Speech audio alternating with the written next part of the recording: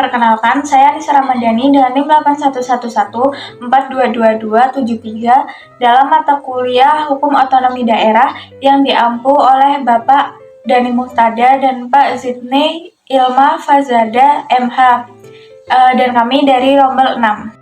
Saya Muhammad Fauzan dengan NIM 81142274 matkul otonomi daerah dengan dosen pengampu Pak Dhani Muhtada dan Pak Zidni dari Rombel 6. Perkenalkan, nama saya Nancy Gracia Siombing dengan NIM 8111422275 dari mata kuliah Hukum Otonomi Daerah dengan dosen pengampu Pak Dhani Muhtada dan juga Pak Zidni Ilma dari Rombel 6. Warahmatullahi wabarakatuh. Perkenalkan, nama saya Osa Pradipta Sabtura dengan NIM 8111422277 di mata kuliah Hukum Otonomi Daerah dengan dosen pengampu Pak Dhani Muhtada dan Pak Zidni. Sebelum masuk ke dalam pembahasan, video ini merupakan kelas proyek kelompok 2 untuk mata kuliah Hukum Otonomi Daerah. Polisi Hebat Semarang. Selamat siang dan saya Bribka Nanang, Babin Katimas Kelurahan Tanjung Mas, Kecamatan Semarang Utara. Hari ini tanggal 31 Desember 2022, hari Sabtu, pukul 09.55. Saat ini saya berada di Stasiun Tawang. Untuk aktivitas kereta api berhenti total karena ketinggian mencapai 70 sampai 80 cm.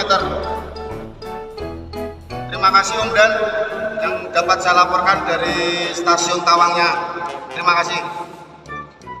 Selamat pagi komandan, salam berisi, salam sigap, selamat hadir. Selamat pagi dilaporkan dari Pos Tropoint, Mojokerto.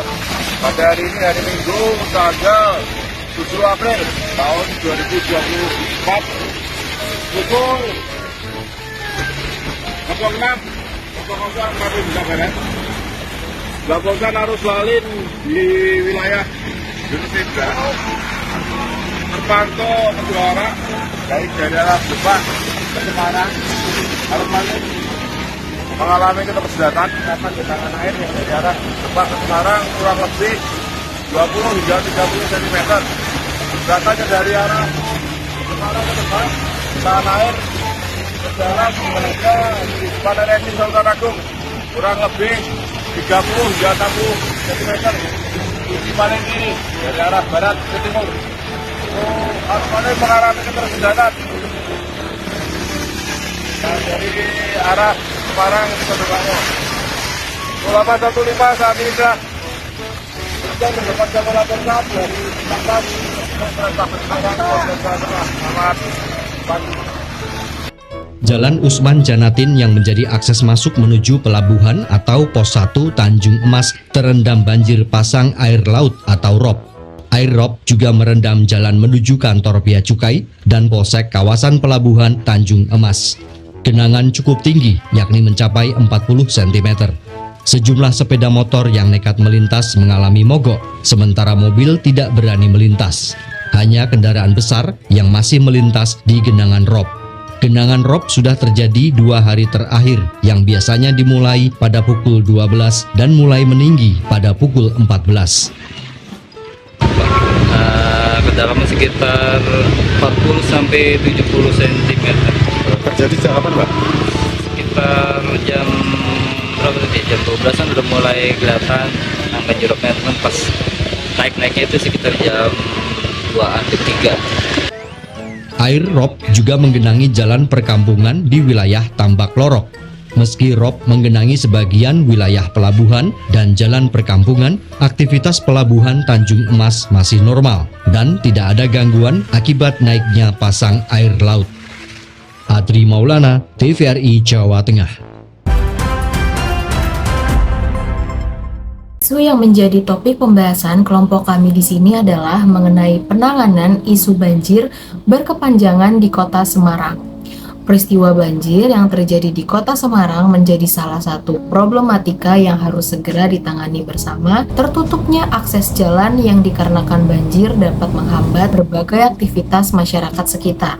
Di beberapa daerah, bencana banjir masih menjadi persoalan, apalagi tahun-tahun sebelumnya Persoalan banjir juga menjadi momok bagi warga Kota Semarang saat musim hujan datang. Di sini saya akan melanjutkan tentang isu kedua, melanjutkan dari isu pertama yang dibahas oleh Nancy, yaitu banjir selalu terlihat saat musim hujan di setiap tahunnya. Banjir yang terjadi di Kota Semarang ini bukan hanya disebabkan oleh adanya banjir rob, namun tingginya intensitas hujan yang terjadi juga mempengaruhi terjadinya banjir.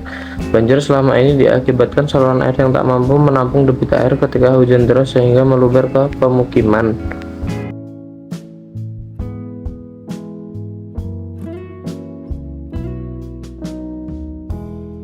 Selanjutnya saya akan menjelaskan mengenai solusi yang kelompok kami berikan untuk permasalahan banjir tersebut.